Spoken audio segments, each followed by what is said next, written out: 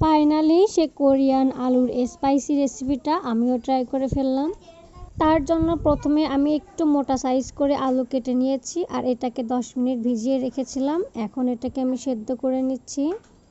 এখন সেদ্ধ আলুগুলো নামিয়ে ঠান্ডা করে নিয়ে তারপর আমি এগুলো এখন ভেজে নিব। এটাকে যেহেতু আমি ডবল ফ্রাই করব, এজন্য ফার্স্টে একটু কম করেই ফ্রাই করে নিয়েছি। তারপর একটা গ্লাসের সাহায্যে এভাবে প্রেস করে আলুগুলো আমি একটু চ্যাপ্টা করে বানিয়ে নিচ্ছি। এরপরে আবার আমি সবগুলো আলু ফ্রাই করে নেব। এ পর্যায়ে আমি একটু বেশি করে ফ্রাই করে নিয়েছি।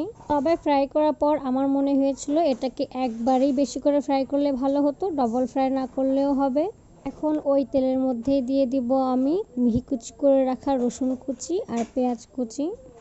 এগুলো একটু ভাজা হয়ে গেলে দিয়ে দিব লবণ, সয়া সস আর টমেটো সস।